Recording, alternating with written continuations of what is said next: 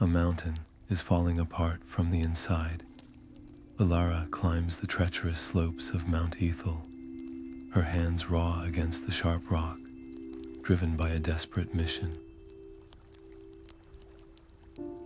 She is a young engineer from the villages below, and she is searching for the Clockwork Heart. This is a fabled mechanical marvel, a legendary power source, said to maintain the mountain's very stability. Violent tremors have been shaking her home, and she believes the heart is the only thing that can stop a total collapse. The village elders warned her against this quest, calling the mountain cursed, but she ignores their superstitions. With every precarious handhold, her resolve hardens. Then the mountain groans, a deep, resonant sound that is unmistakably mechanical. By the end of this journey, you will uncover the incredible truth of an ancient, self-sustaining world hidden beneath the stone. What forgotten power could lie waiting in the dark, and what would you risk to find it? Her fingers found a gap behind the fallen stone, a sliver of darkness that should not have been there. With a final heave against the scree, she pulled a large rock aside, and the mountain gave up its secret. A tunnel stretched before her, its walls lined with interlocking brass gears. They turned in perfect, silent unison, a breathtaking mechanical tapestry woven into the very rock. Elara's breath caught. This was no natural cave. Every instinct as an engineer screamed at her to understand the machine's logic. She knelt, ignoring the cold seeping through her clothes, and began tracing the path of a primary gear train with her eyes. The motion was hypnotic, a flow of energy deeper into the heart of the mountain. As she focused on a central spindle, her sleeve brushed against a protruding cam. It was the slightest touch, but the reaction was instantaneous. A cascade of clicks echoed through the tunnel as the gear pattern shifted, realigning itself. Then a sound bloomed from the depths, a low, resonant hum that vibrated up through the soles of her boots. The legends were real, and she had already disturbed this delicate, ancient system. Her rational mind warred with a primal awe. This was not a dormant relic. It was a living, breathing machine, and she was an unexpected variable in its equation. Safety demanded a retreat, a careful withdrawal back to the known world, but the hum was not a warning of imminent collapse. It felt more like a question. Elara made her choice. She would press forward, driven by a need to understand the mechanism's purpose, to learn why it was here and what it was truly powering. Her curiosity was a force as tangible as the gears themselves. With each cautious step she took, the humming seemed to grow, its volume intensifying until it pressed against her eardrums.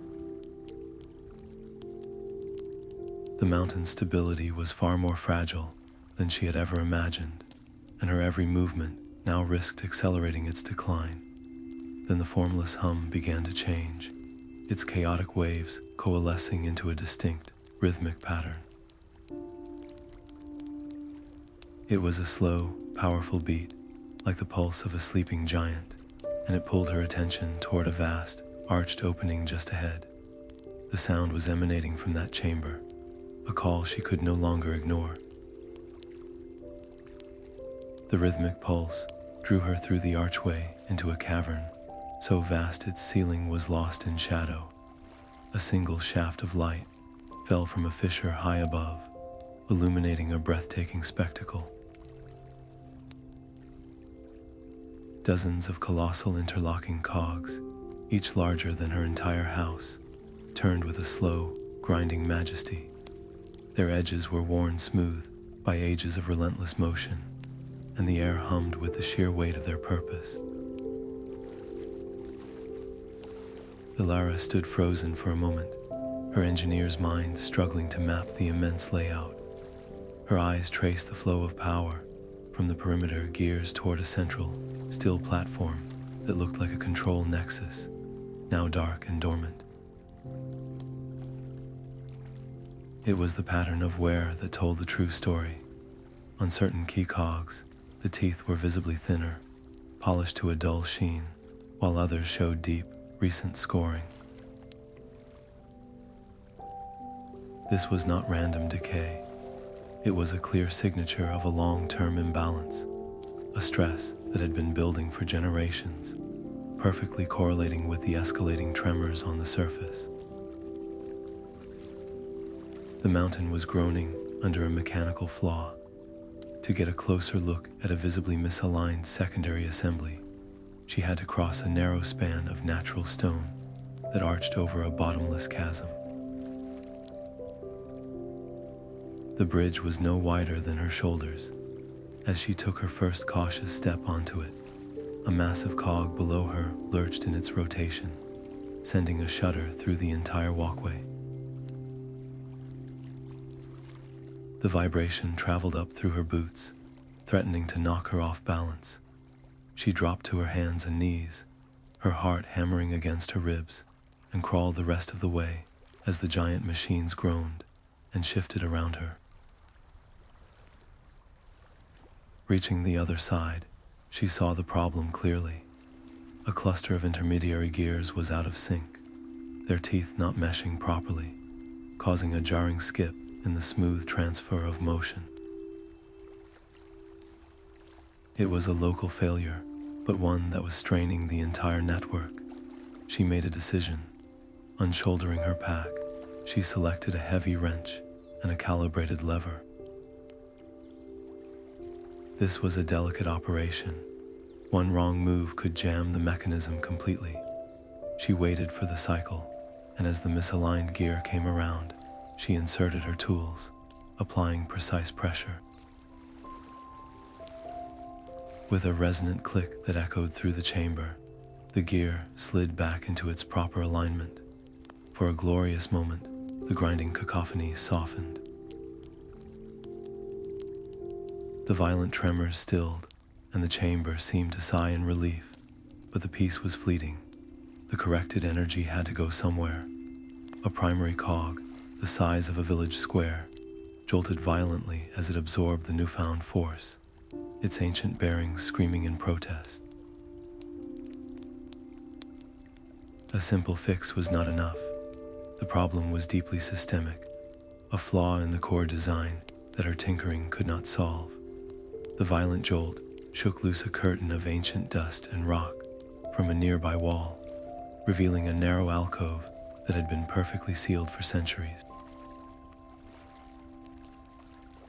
And from that newfound darkness came a sound, faint but unmistakable. It was a melodic ticking, like a tiny, intricate music box, playing a tune out of sync with the groaning of the giants around it. That melodic ticking pulled her away from the giant cogs and into the alcove's cool darkness. Her fingers brushed against a shape shrouded in dust, a form that was both humanoid and utterly alien. It was a figure crafted from tarnished bronze and cloudy crystal, no taller than her waist, sitting in a state of perfect preservation. A soft, rhythmic tick emanated from a complex arrangement of gears visible within its chest cavity. Gently, she used the edge of her sleeve to wipe the grime from its face, clearing two large, multifaceted ocular lenses. As the last speck of dust fell away, the lenses glowed with a soft blue light. The ticking from its chest quickened, and the automaton shuddered to life. Its head tilted upward, and from its crystal core, a shimmering, three-dimensional map of the mountain's entire internal mechanism bloomed into the air. Gears, shafts, and chambers were rendered in intricate lines of light, a breathtaking holographic schematic of the vast machine. The tiny figure, which she instinctively named the Ticker, raised a brass finger and pointed directly at the schematic center. There, at the mountain's very core, a web of crimson lines pulsed, indicating a cascading structural failure. The ticker tried to speak, but its voice was a crackle of static and forgotten syllables, its language eroded by time. Elara had to piece together its meaning from the urgency in its tone, the repeated gestures toward the failing core, and her own scant knowledge of ancient technical dialects. It was a desperate puzzle of communication. Words like cascade and collapse were clear, but the critical details were lost in the gaps. She understood enough. The core's failure was not a possibility for some distant future. It was imminent. The ticker's final, coherent warning was a single, chilling phrase: "The village will be buried." Her mission was no longer about curiosity or even saving the mountain. It was a direct race against time to prevent a landslide that would wipe her home from the map. She looked from the desperate automaton to the dark, descending shaft it now pointed toward, its brass finger unwavering. There was no other path. "I will follow," she said, her voice steady despite the fear coiling in her stomach. The ticker's internal light dimmed, its energy spent, and it fell silent, but its finger remained extended, a silent sentinel guiding her toward the abyss. The shaft dropped away into absolute blackness, a vertical throat of cold stone and humming metal. Elara secured her rope and began her descent, her boots scraping against the walls. Patches of faintly glowing moss offered the only light, casting shifting blue shadows that made the machinery seem alive.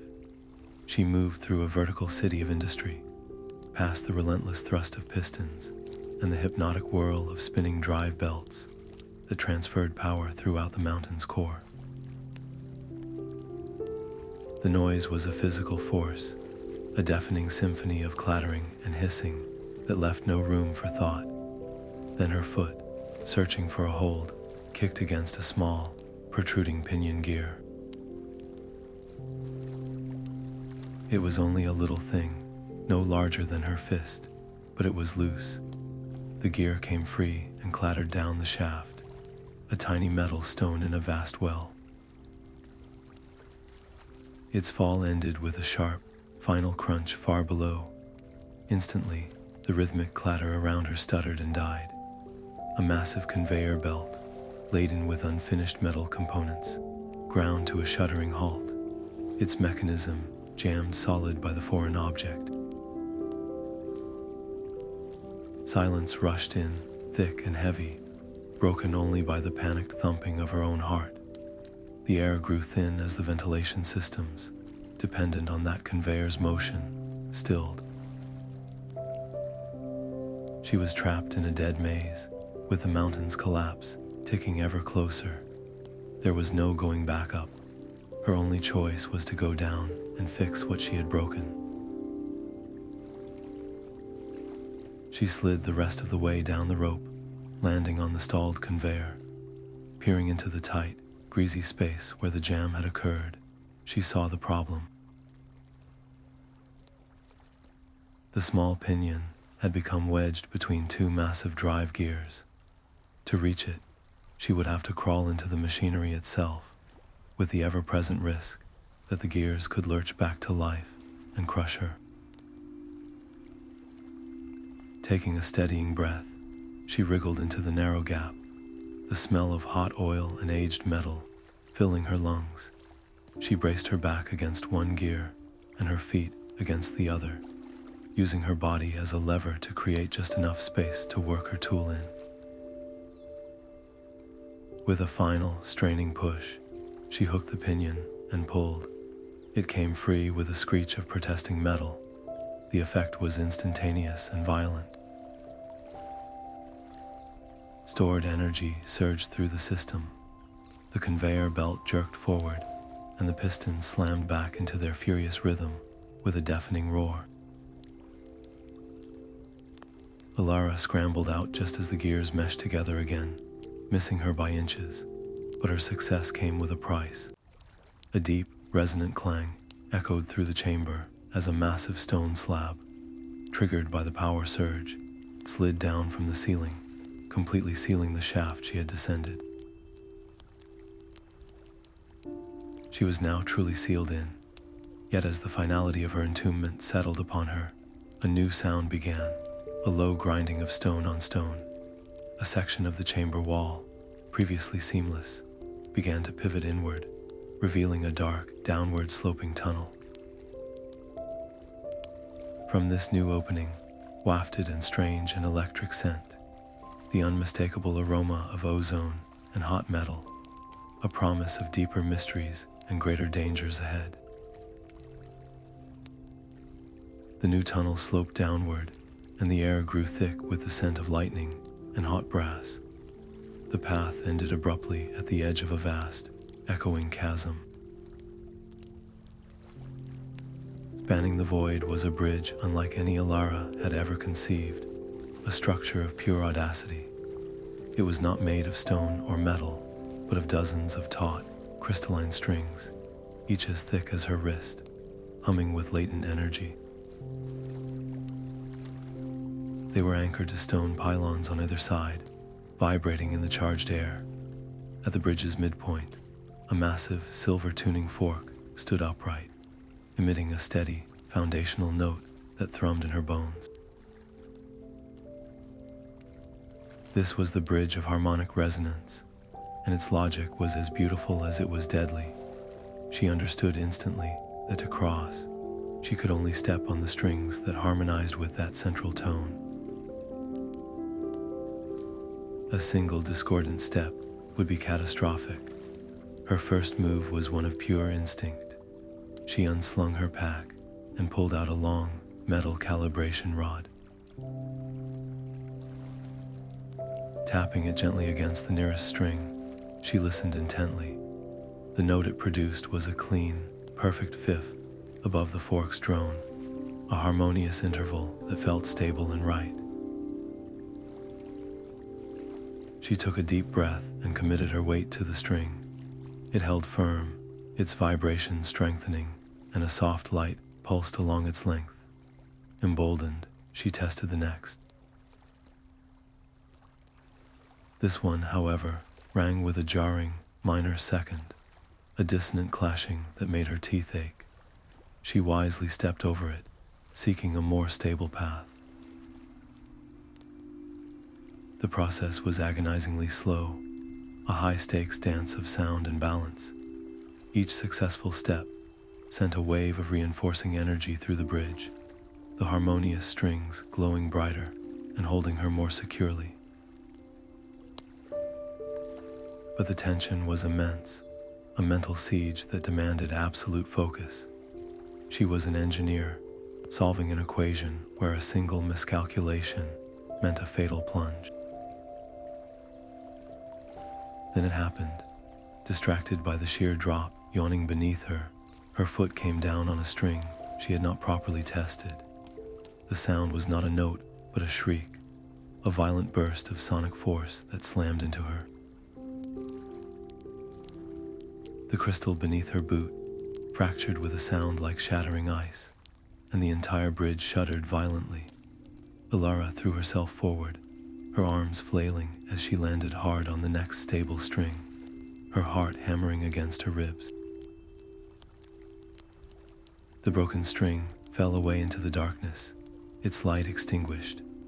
Her viable path was now narrower, the margin for error completely gone. Fear threatened to choke her, but she forced it down, gripping the cold metal of her rod until her knuckles turned white. She would not be defeated by a song. She adapted her method, tapping 2 and 3 steps ahead, mapping a safe route in her mind before she moved her feet. The bridge swayed with every cautious shift of her weight, the abyss a silent, hungry presence below. Each harmonious step was a small victory, a cord of stability in the looming chaos. Finally, after what felt like an eternity, she reached the far side, her boots meeting solid rock with a profound sense of relief. As she stepped off, the entire bridge responded. The crystals she had walked flared with a brilliant, sustained light, no longer just pulsing, but glowing with a permanent, soft radiance. The light illuminated the wall before her, revealing a grand archway etched with intricate patterns of stars and orbiting planets. A celestial map pointing the way forward into the mountain's deepest secret. The archway of celestial alignment rose before her, its stone surface, inlaid with polished stones, set in the familiar patterns of constellations. But these stars were not fixed. Each one was a dial she could rotate, and the arch itself remained stubbornly sealed. The locking mechanism was a celestial puzzle, and the solution was written in the sky she had studied since childhood. Elara reached out, her fingers finding the cool, smooth stones. She began to turn them, not at random, but with the deliberate purpose of an astronomer charting a course. She aligned the hunter with his belt, the serpent with its coiled tail, recreating the specific alignment of the winter solstice, as described in the oldest village tales. With the final stone clicked into its rightful place, a deep thrum passed through the stone under her feet. The massive archway did not swing open on hinges. It eerized apart in perfect, soundless segments, retracting into the walls to reveal the chamber within. Inside, the air was still and cool, holding its breath. Dozens of intricate, Orrery-like models hung in the air, suspended by some unseen force.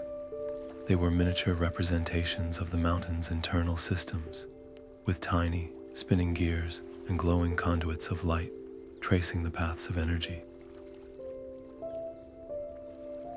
It was a map of the entire machine, more detailed than anything the ticker could have shown her, but the models were terrifyingly delicate, balanced on invisible threads of energy. She could see that a single careless touch, a misplaced breath, could send them into a chaotic spin, crashing into one another and shattering the vital intelligence they contained. Her every move had to be a whisper. She focused on the largest model at the chamber's center, a breathtaking replica of the mountain's core. With painstaking slowness, she extended a single finger, not to touch, but to guide the energy flows within the model itself. The light responded to her proximity, brightening and clarifying as she traced its path from the massive peripheral gears down into the deepest part of the representation. And there she saw it, the truth that made her blood run cold. At the very center, where the Clockwork Heart should have been a sphere of pure, contained light, was a jagged, pulsing crack. Energy bled from the fracture in erratic, sickly flares. This was not a flaw in the supporting machinery. The source itself was broken, leaking its immense power uncontrollably, and with every leak, the tremors on the surface grew stronger. As this devastating realization settled over her, a soft click echoed in the silent chamber. A previously hidden panel in the base of the central model slid open, revealing a set of tools unlike any she possessed. Their shapes were strange, specialized, clearly designed for a purpose far beyond simple repair. The tools felt impossibly cool and heavy in her hands, forged from a dark, iridescent alloy she could not name. Their ornate handles were carved with the same celestial patterns as the archway, and as she lifted a calibration wrench, its surface began to glow with a soft, internal light. The energy was not hot but vibrational, a gentle hum that traveled up her arm and resonated with the very pulse of the mountain. It was as if the tools themselves were alive, recognizing a kindred purpose in her. She understood then that these were not mere instruments. They were the legacy of the original builders, left here for the one who would eventually come to mend their greatest creation. The weight of that trust settled upon her shoulders. Her own tools, crude and simple by comparison, felt like children's toys. She could not carry them all. Each piece in the set seemed designed for a singular, critical function. A delicate probe was likely for realigning energy conduits, while a multi-angled spanner was clearly meant for the core's complex geometry. The choice was agonizing. Her life, and the lives of everyone below, might depend on selecting the right ones. She closed her eyes, letting her fingers drift over the collection, and listened to the quiet hum of the mountain. Her intuition, honed by years of listening to the whispers of machines, guided her. She bypassed the more complex-looking devices and chose two. The first was the calibration wrench, its head a labyrinth of adjustable pins that could conform to any mechanism. The second was a resonance tuner, a crystalline rod that she knew would be essential for harmonizing the fractured energy of the heart. She secured them to her belt, and as her hands left the rest of the set, their collective glow dimmed, as if acknowledging her choice. The moment the tools settled against her hip, a deep, percussive clang echoed from somewhere far below, a sound like a great lock turning over. It was not part of the mountain's usual mechanical chorus. This was a new sound, a Chinese letter of something that had slept for centuries. A low, grinding vibration began to echo through the chamber floor, a persistent tremor that guided her attention toward a new, dark opening that had not been there before. The guardians of the deep were stirring, and they now knew an outsider was here, armed with the master's keys. The grinding vibration coalesced into a rhythmic, earth-shaking tread as Elara stepped into the cavernous hall.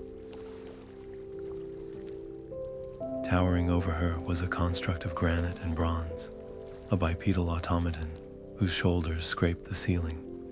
With a groan of ancient hydraulics, it straightened, and two massive crystal lenses, set deep in its stone head, glowed with a piercing blue light, fixing their gaze directly upon her. Her breath caught. This was the stone Warden, and she was an intruder in its sacred space. It moved with a ponderous, inevitable slowness, one colossal fist, swinging down in a probing strike, meant to crush or corner. Elara threw herself sideways, the air whistling where the stone hand passed, the impact sending a jarring tremor up through the soles of her boots. The Warden's activation itself was destabilizing the chamber.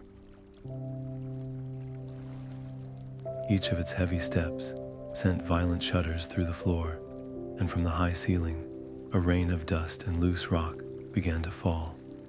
The very hall was shaking itself apart around them. She could not outrun it forever, nor could she fight it directly. A head-on assault would be suicide, and would likely bring the entire mountain down on top of her. She had to be smarter. Her eyes darted around the chaotic space, searching for a weakness, an environmental advantage. Then she saw them, clusters of harmonic crystals jutting from the walls, similar to those on the bridge but dormant. The resonance tuner at her belt hummed against her hip, as if in answer. It was a desperate gamble. As the Warden lumbered toward her for another crushing blow, she darted not away, but to the side, slapping the crystalline tip of the tuner against the largest cluster of crystals. A pure, high-frequency tone rang out, a note so sharp it felt like a physical needle. The effect on the Warden was immediate and profound. It froze mid-stride, its crystal eyes flickering erratically. Its massive head swiveled in a confused, jerky motion, its targeting systems scrambled by the overwhelming harmonic interference. Blinded and disoriented, it stumbled backward, its immense weight crashing into a thick, carved column that supported a section of the vaulted ceiling. A web of cracks spider-webbed across the ancient stone. The lesson was terrifyingly clear. The Warden's stability and the hall's structural integrity were one and the same. Damaging the Guardian was tantamount to destroying the very chamber she needed to traverse. The Warden began to recalibrate, the flickering in its eyes stabilizing into a steady, angry glow. But as it pushed itself away from the damaged pillar, a section of the fractured stonework crumbled away entirely. Where once there was only solid rock, a narrow, dark passage was now exposed, a secret artery leading deeper into the mountain's heart. The narrow passage swallowed her whole, its walls a lattice of warm, humming pipes. Every pipe carried a sound, a soft, rushing whisper that told the story of the mountain's inner workings. It was a chorus of mechanical breath, a symphony of pressure and flow. Elara moved slowly, her shoulders brushing the warm metal on either side, her ears straining to pick meaning from the chaotic whispers. Then she heard it, a pattern hidden beneath the steady flow, a low groan of strain that built to a shuddering peak before releasing with a pained sigh. This was the sound of the core instability itself, a rhythmic cry of distress echoing through the pipes. The cramped darkness was a new kind of challenge. Without warning, a seam in a pipe beside her head would split, releasing a scalding jet of steam that forced her to flatten herself against the opposite wall, her skin prickling with the heat. Every step was a calculated risk, a dance with invisible, boiling blades. She closed her eyes for a moment, shutting out the oppressive dark and focusing only on the sound. The whispers were a map, one strain in particular, a deep, guttural rasp, repeated more frequently and with greater intensity than the others. It was the loudest cry in the chorus, the most desperate voice. She made a decision, trusting her engineer's instinct over any visual cue. She would follow that specific whisper to its source. As she pressed deeper, the whispers grew more frantic, the intervals between the groans of strain shortening dramatically. The rhythmic pattern began to break down into a continuous, ragged tremor of sound. The air itself grew thick and hot, the metal walls becoming almost too warm to touch. The core was not just failing, it was coming apart, its final moments measured in the escalating panic of the mountain's own voice. The passage ended not in more darkness, but at a massive, circular door. Its surface was a complex puzzle of spinning, concentric rings, each one etched with a different language of ancient, glowing symbols that shifted and realigned with a soft, grinding sound. The door's rings spun with a low, grinding hum, each etched symbol a riddle of forgotten engineering. Elara's fingers traced a sequence representing a balanced load, and she twisted the outer ring until the symbol for torque aligned with the mark for stability. A sharp, stinging jolt shot up her arms as the symbols clashed, the metal ringing with painful feedback. She gasped, pulling back her tingling hands. The air grew hotter, thick with the smell of ozone and dust, and from the passage behind her, the stone warden's heavy, rhythmic footsteps grew louder, each step a tremor that shook loose more grit from the ceiling. Time was a physical pressure. She could not afford guesswork. Drawing the calibration wrench from her belt, she felt its pins shift and click in her grip, adapting to the puzzle before her. On her next attempt, as she painstakingly rotated a ring to match the principle of harmonic transfer, she slotted the wrench into a groove. The tool glowed, its pins extending to brace against the ring's movement, locking the symbol in perfect alignment. No shock followed, only a soft, satisfying chime resonated through the metal.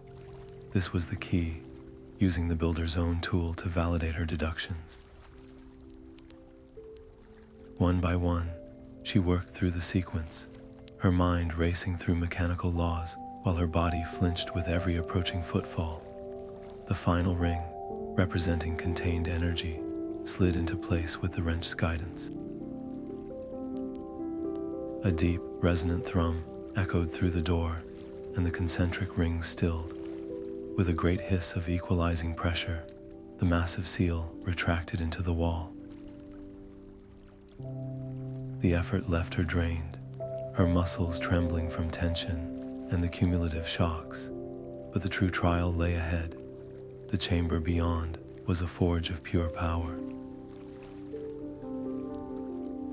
The air itself shimmered, wavering with waves of intense heat, and the rhythmic thrum of the Clockwork Heart was a physical force, a deafening beat that pounded against her chest. The core chamber was a cathedral of pure force. At its center hung the Clockwork Heart, a colossal orb of interlocking gears and glowing conduits, all suspended in a shimmering web of silver energy. Its rhythmic pulse was a physical pressure against Elara's skin, the foundational beat of the mountain itself, but her eyes were drawn not to its majesty, but to its sickness. A hairline fracture snaked across the main housing, and from that wound, tendrils of raw power arced into the chamber with violent, unpredictable snaps. Each discharge left the air tasting of metal and lightning. The very floor beneath her feet felt unreliable, its gravity shifting subtly, making her sway as if standing on the deck of a ship in a storm. A single misstep could send her stumbling directly into one of those lethal energy streams. She had to act, and quickly. A permanent repair was beyond her current means, but she could attempt to soothe the symptom.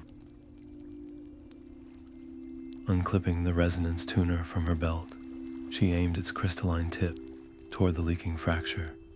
She adjusted the frequency, not to oppose the chaotic energy, but to sing a harmonic counterpoint to its wild song. A pure, steady tone emanated from the tool, washing over the heart.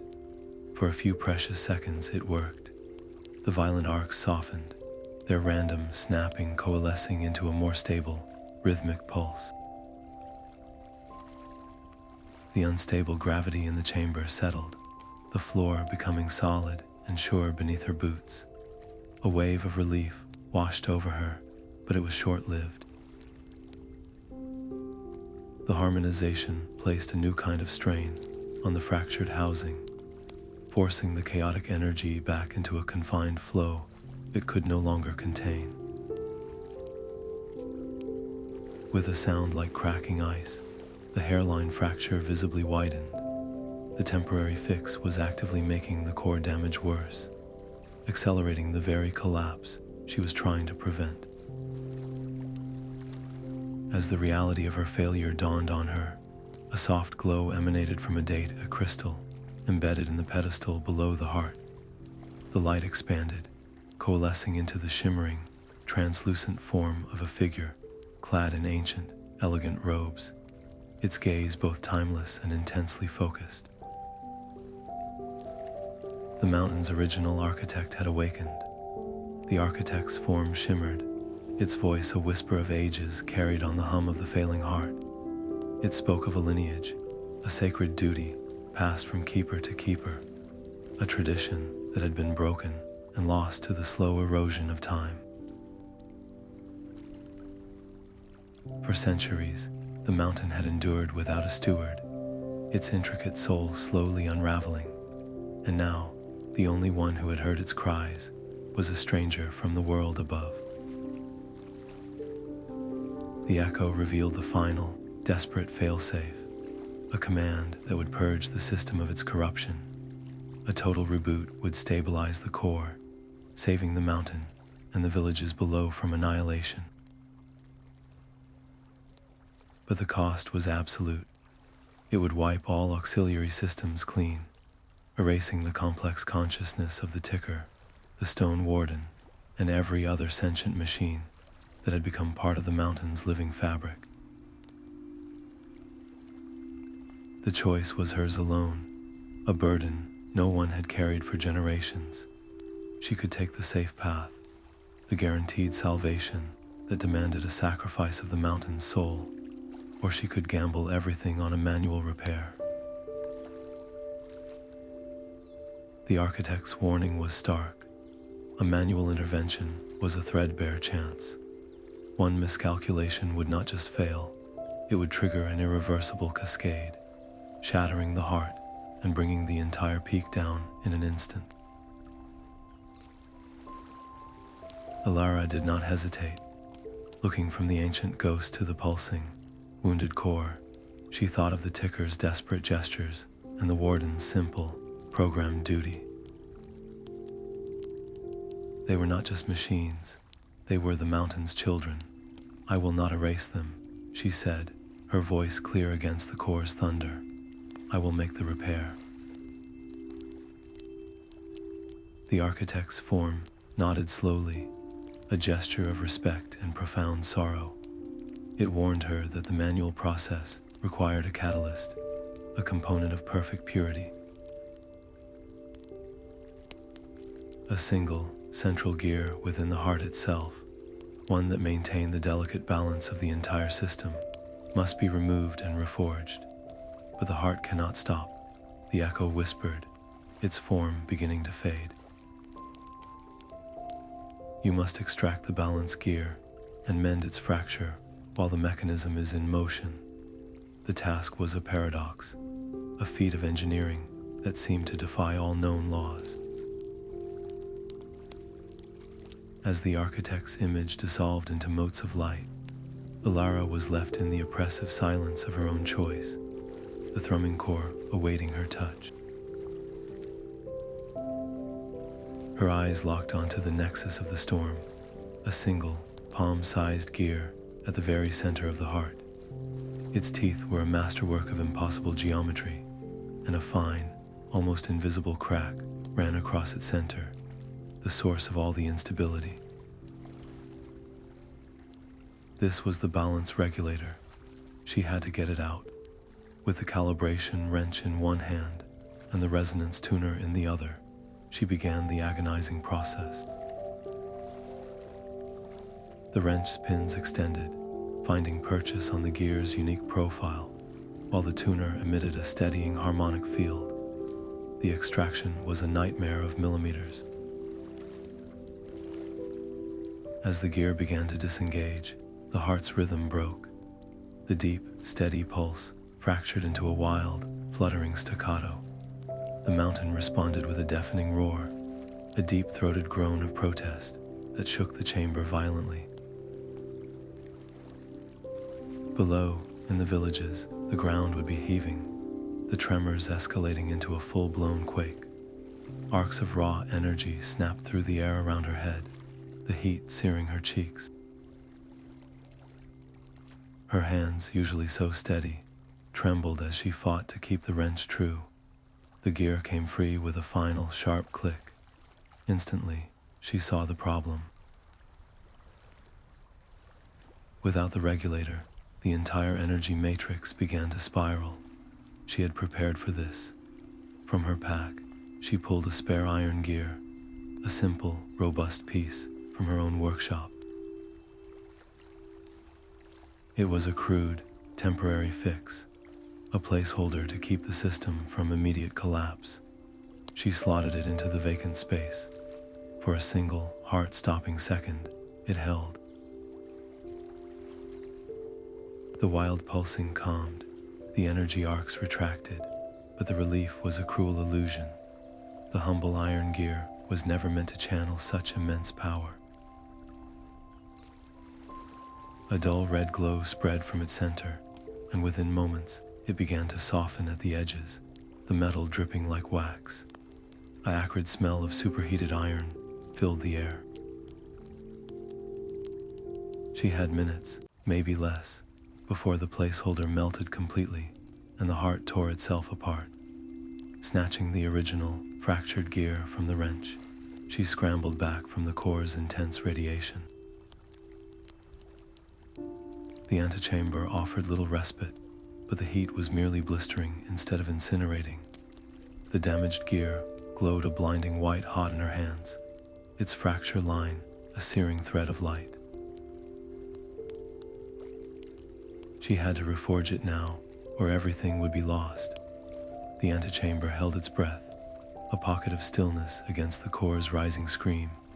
Tucked into a crevice, a small, dormant forge sat, connected to a natural vent in the rock. Elara shoved the fractured gear into its hearth, and with a hiss, geothermal flames roared to life, bathing the white-hot metal in an intense orange glow. She worked with a frantic precision, gripping the calibration wrench like a hammer. Each strike against the glowing gear was not a clang of metal, but a clear, resonant chime that echoed through the stone. With every pure tone, the violent tremors shaking the mountain would briefly still, a fleeting moment of calm in the growing storm. It was a fragile feedback loop, a confirmation that her actions were harmonizing with the mountain's failing song. The gear was perilously close to its melting point, its surface shimmering. One miscalculated blow, one instant of too much force, and it would shatter into useless fragments. Her arms ached with the strain of holding back, of applying just enough pressure to mend the crack without destroying the delicate internal structure. Remembering the harmonic bridge and the resonance tuner, she made a daring choice. From her pack, she retrieved a small shard of the crystalline material, its edges catching the forge light. As she hammered, she worked the shard into the heart of the molten fracture, fusing the organic resonance of the crystal with the rigid logic of the metal. The result was instantaneous. The gear cooled rapidly, its new form glowing not with the angry red of superheated iron, but with a steady, fused silver light from within. It felt different in her hand, warmer and humming with a latent, peaceful energy, but her triumph was cut short by a deafening shriek from the core chamber. The energy pulses were no longer rhythmic. They were becoming wilder, more frequent, lashing out like the final, panicked breaths of a dying beast. The temporary iron gear was failing. A new sound joined the chaos, a deep, blaring klaxon that erupted from the walls themselves, a final warning that the point of no return had been breached. Snatching the reforged gear, its light a beacon in the frantic dark, Elara turned and ran back toward the maelstrom.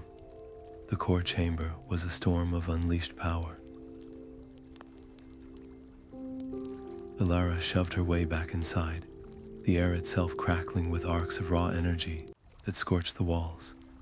The temporary iron gear was a molten puddle, its failure allowing the fracture in the heart to spiderweb into a dozen new, glowing lines. The central platform shuddered violently under her feet, a bucking animal trying to throw her into the lethal light show. She had seconds. Raising the resonance tuner with a shaking hand, she poured the last of its energy into one final, sustained harmonic note. The chaotic arcs wavered, pulling back from the housing for a precious few heartbeats, creating a fleeting pocket of calm around the wounded core. This was her only chance. With a final, desperate lunge, she slammed the reforged gear into its rightful place. The click of perfect alignment was a tiny, definitive sound against the mountain's roar. Instantly, the convulsive shuddering ceased.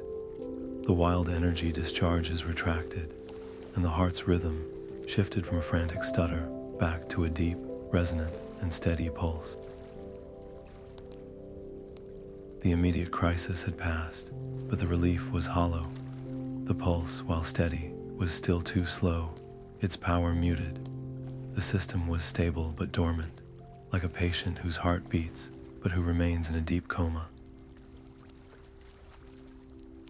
The mountain was saved from collapse, but its vital functions, the very systems that sustained the internal world, were still offline. As the last echo of the tuner's note faded, a final, hidden failsafe activated. With a smooth hydraulic hiss, a circular control panel rose from the floor directly before her. Its surface was a daunting array of crystalline levers, glowing dials, and unmarked switches, a master console for a machine she barely understood. The synchronization was not complete. The fate of every sentient construct within the mountain now rested on her ability to decipher an interface built by geniuses from a forgotten age. The console glowed before her, a constellation of unlabeled controls. 5 primary sectors of the mountain's mechanics were flashing with a critical energy imbalance. Elara's hands hovered over the crystalline levers, her mind racing to overlay the console's abstract layout with the mental map she had built through her journey. She reached for the first lever, the one she intuitively linked to the vertical shaft with its pistons and belts. Adjusting it felt like tuning a massive, unseen instrument. She turned it slowly, feeling for the sweet spot of resonance. A deep, harmonious hum answered her, and the violent tremors shaking the chamber softened noticeably. One sector stabilized. Emboldened, she moved to the next, this one governing the network of pipes and their whispering flows. A slight overcorrection, however, sent a painful jolt of feedback through the panel. The new balance gear in the heart flared with a warning light, and for a terrifying second, she felt the entire structure groan under the strain. A mistake here would not just fail, it would shatter her hard-won repair and overload the core completely.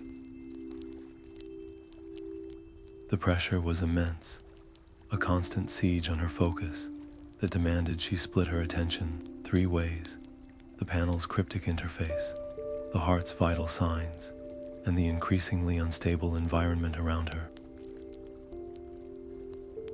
Her thoughts flew to the ticker's desperate hologram. She closed her eyes, summoning the memory of that shimmering schematic, the clear lines of energy flowing from sector to sector.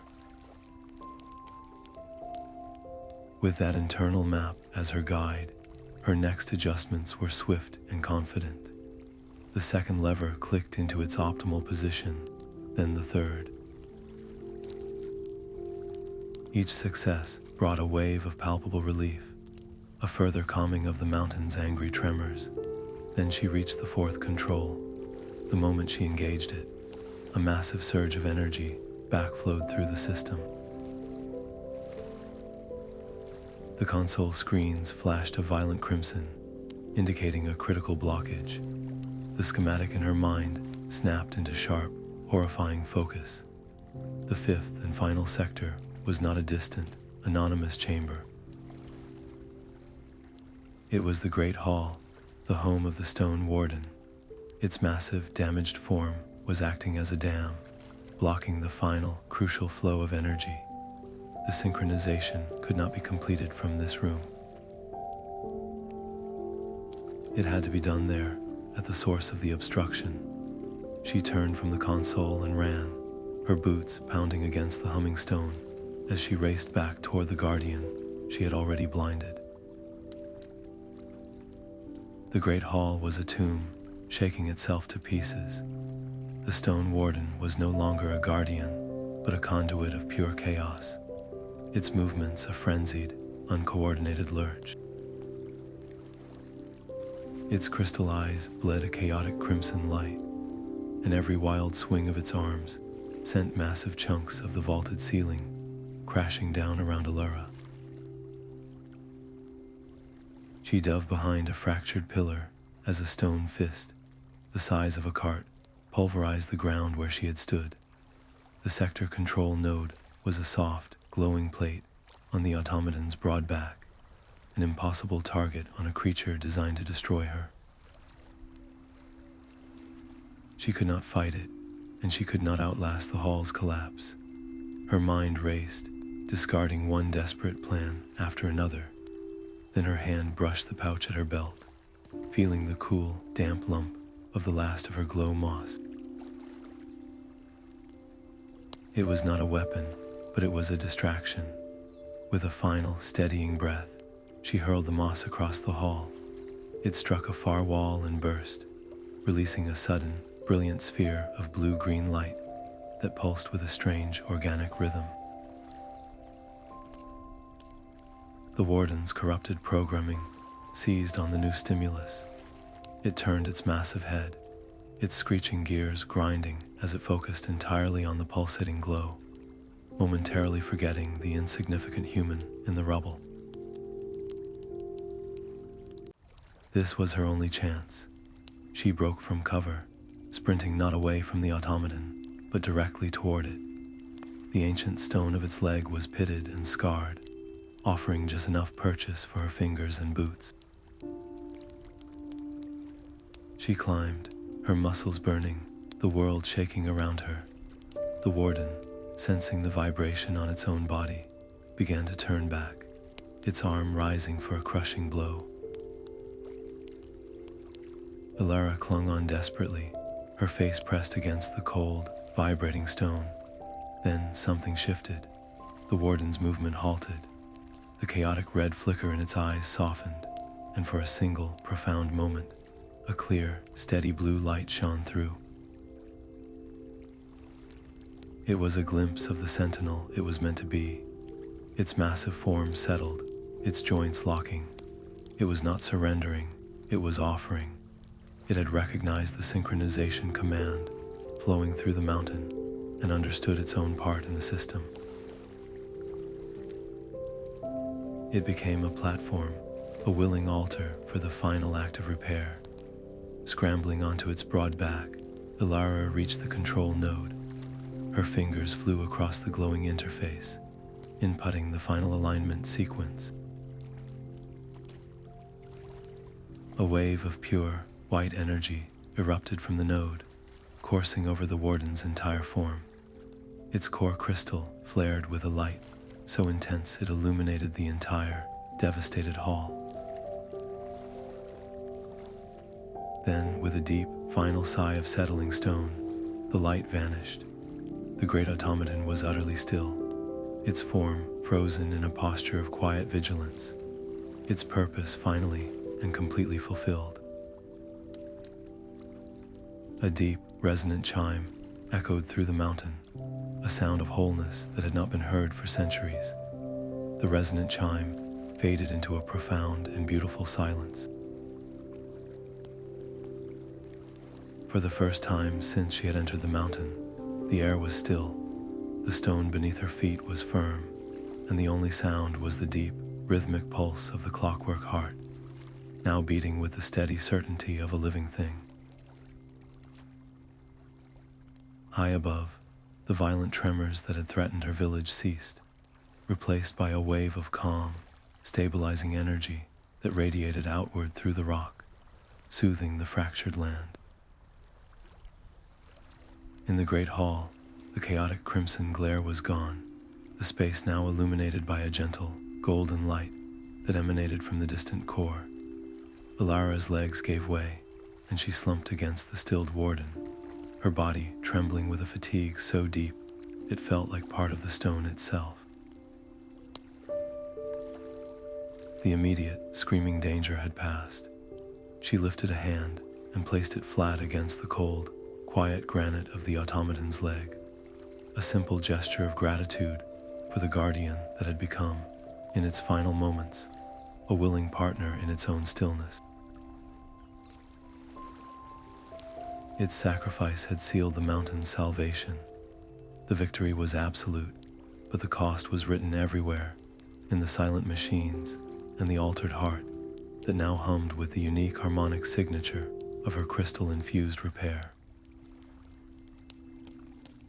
This was no longer solely the creation of the ancient architects. It was now, in some small way, hers as well. As this thought settled, a section of the wall, previously seamless, slid aside with a soft hiss. A platform of polished brass and glowing crystal ascended into the chamber, its arrival silent and sure. It was an elevator, a final gift from the restored mountain, ready to carry her home. The polished elevator ascended with a silence that felt like a blessing. Elara leaned against its warm crystal wall, watching the mountain's inner workings flow past the transparent shaft. The colossal gears now turned in perfect, oil-smooth harmony, and the energy conduits pulsed with a calm, golden light. It was a symphony of order, a testament to the stability she had fought so hard to restore.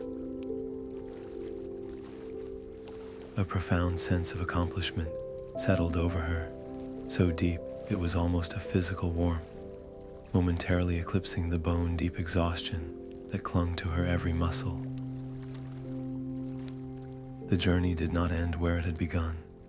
The elevator slowed to a gentle stop, and its door slid open, not onto the treacherous scree of her original climb, but onto a wide, wind-swept ledge she had never seen before. Before her stood a new archway, its stone carved with the same celestial patterns as the chamber deep below, a beautiful and deliberate exit crafted by the mountain itself. Stepping out into the cool, thin air, the full weight of her ordeal crashed down upon her. Her body trembled with a fatigue that made every step feel like wading through deep water.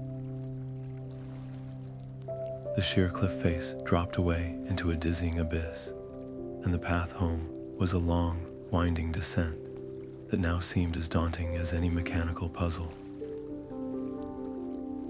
She paused, turning back for one last look at the archway. It was not just an exit, it was a seal.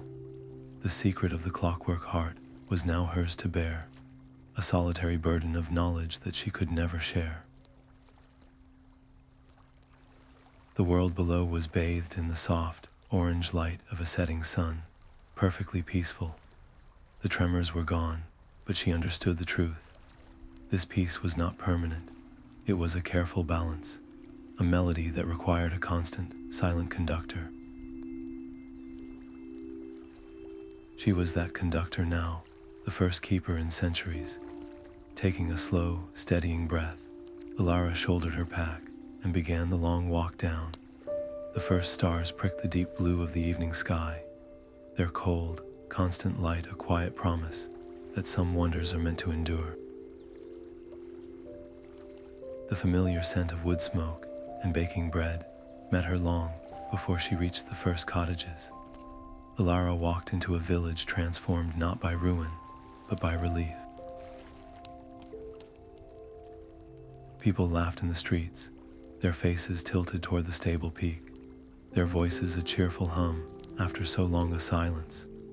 When they saw her, their relief doubled, rushing forward to clasp her hands and ask where she had been. She offered them a simple, weathered smile and a story of getting caught in the final tremors, of taking shelter until the mountain grew still. She said nothing of brass gears or crystal bridges. But they noticed the change. It was in the new depth behind her eyes, a stillness that had not been there before, and in the strange, iridescent wrench tucked into her belt, a tool of such impossible craftsmanship, it seemed to hum with a quiet light of its own.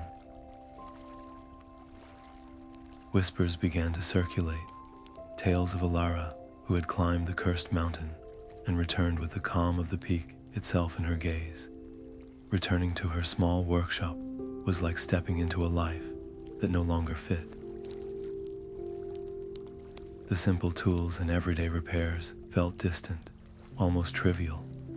The weight of the mountain's secret was a constant, solitary pressure. How could she sit and mend a plow when she knew a heartbeat of interlocking giants pulsed just beyond the ridge? This knowledge isolated her, building an invisible wall between herself and the neighbors she had known her entire life. She watched them plan a new quarry on the lower slopes, their voices bright with ambition, and felt a cold dread. Her decision was quiet, but absolute. She would not speak of the heart, but she would become its guardian. Using her respected voice as the village engineer, she began to steer them away from the mountain. She spoke of unstable substrata and watershed protection, of how the recent quakes had made the entire geology unpredictable. She presented alternatives with such calm, convincing logic that the quarry plan was shelved. Her purpose was no longer just to fix things, but to protect a fragile, magnificent truth. That night, alone on her doorstep, she looked up at the mountain's dark silhouette against the starry sky. It was silent and steady, a monument of perfect balance, and she felt it then, not as a memory, but as a presence, a quiet, resonant connection to the vast, breathing machinery within, a bond that would define every tomorrow. The glow of a single lamp fell across the open pages of a new, leather-bound book in Elara's workshop. Her hand moved carefully, not with the familiar script of her village tongue, but with a language of her own invention, a cipher of geometric shapes, musical notations, and engineering symbols. This was her legacy, a coded journal detailing the Clockwork Heart, the resonance principles of the bridge, and the schematics of the stone Warden.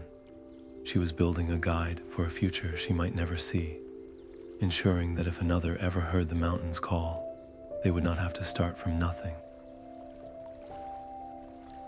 The work was slow and painstaking, a quiet rebellion against the erosion of time that had once broken the keeper's line. Alongside this secret history, her hands found a more immediate purpose. Inspired by the perfect logic of the mountain's gears, she began crafting small, intricate devices. One was a wind-powered bellows that regulated the village forge's temperature with uncanny precision, saving fuel and improving the quality of the ironwork. Another was a delicate, self-regulating irrigation gauge that ensured the crops received just the right amount of water, preventing both drought and wasteful runoff. These inventions helped her people in tangible ways, yet they all honored the mountain's core principle, a reverence for perfect, sustainable balance. The villagers praised her genius, but their gratitude often came with probing questions. They would ask about the strange, beautiful tools on her belt, or press her for stories of where she had truly been during the great tremors. In those moments, a profound loneliness would wrap around her, a chasm of knowledge she could not cross. She would smile, offer a vague answer about studying the old rock slides, and feel the weight of her silent vow. It was this very isolation that solidified her most important decision. She could not bear the thought of this sacred duty ending with her. She began to quietly observe the village children, watching for a spark of curiosity, a patience with broken things, a mind that saw patterns where others saw chaos. She vowed to herself that when she found the right person, she would train them, not just as an engineer, but as a keeper. The mountain was stable for now, its pulse a steady hum in the back of her awareness, but she was no longer naive. She knew that time, weather, and the slow, inexorable shift of continents were forces no machine could perfectly predict forever. Her vigilance was the final, essential component in the system. As these heavy thoughts settled in the quiet room, a soft, familiar ticking began from a small, crystal-driven music box on her desk, a tiny replica of the ticker's core. Its melody was a simple, repeating harmonic scale, a quiet echo of the giant heart deep within the stone. It was a reminder that she was never truly alone, and that her watch, for now, was a shared rhythm. The rhythmic clatter of a wooden gear train filled the afternoon quiet of Elara's workshop. A young girl named Lyra watched, her brow furrowed in concentration as she guided the final pinion into place. Elara observed her, not just her hands, but the light in her eyes. This was more than a simple lesson in torque and transfer. It was a test of patience, of seeing the whole within the parts.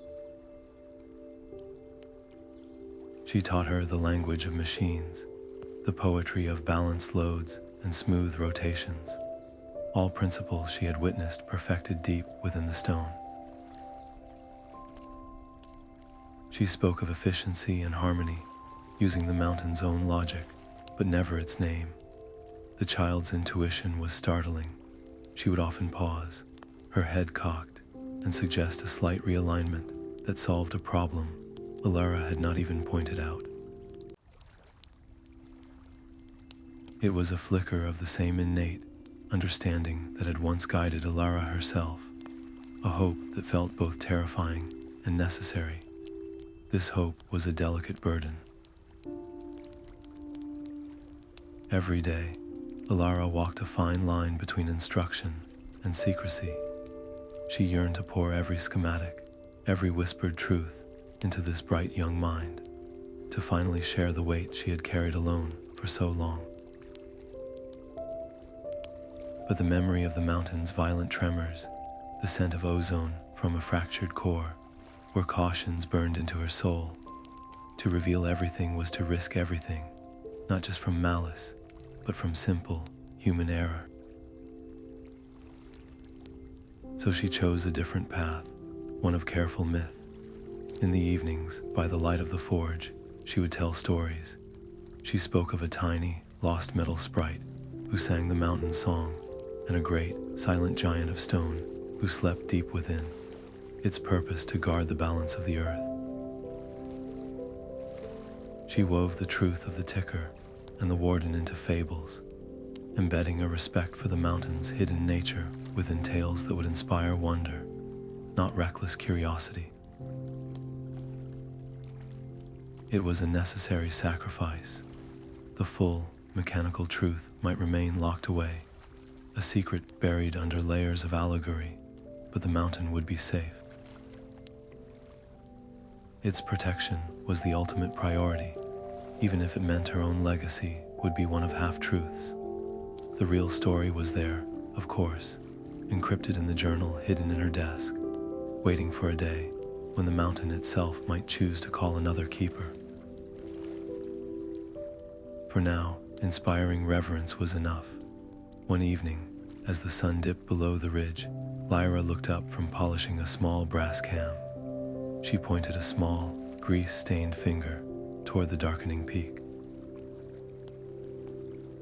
"Elara," she said, her voice soft with awe. "The old star, it's back." Elara followed her gaze. There, at the very summit where no fire should ever burn, a single, steady white light pulsed in a slow, contented rhythm, a silent beacon in the twilight. The anniversary air was thin and sharp on the high ledge. Elara and Lyra stood before the silent archway, its celestial carvings bathed in the soft light of the rising moon. From her pack, Elara produced a small cloth bundle, untying it to reveal 3 harmonic crystals, each cut to a specific geometric form. Tonight was not for teaching mechanics, but for honoring the mountain's song. She handed one to Lyra, and together they began to gently strike the crystals with small, silver hammers.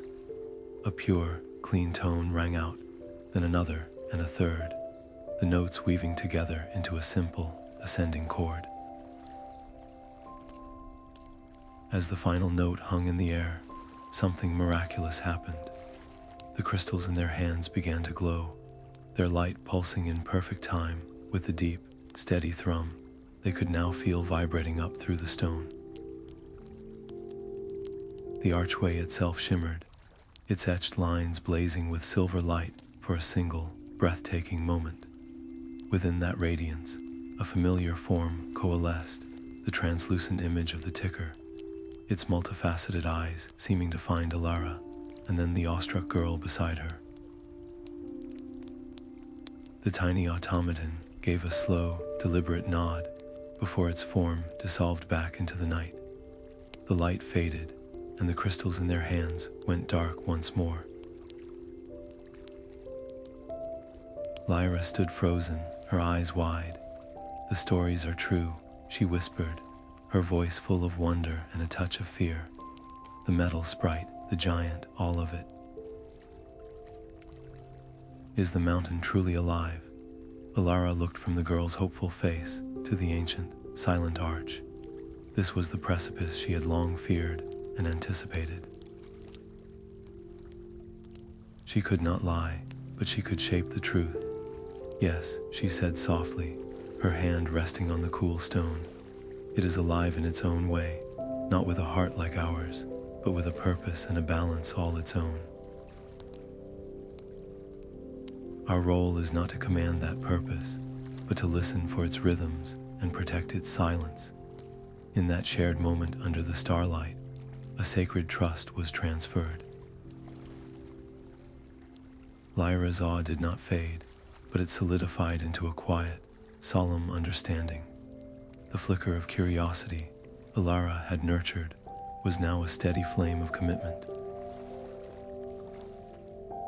The lineage of the Keeper, broken for so long, was now securely passed to a new generation. As they turned to begin the long descent, a gentle breeze swept across the ledge, carrying the scent of clean stone and cold air. It felt like a sigh, a profound exhalation of contentment from the mountain itself, its deepest mysteries acknowledged and safeguarded for another age. The Clockwork Heart beat with a rhythm that was no longer a sound, but a presence.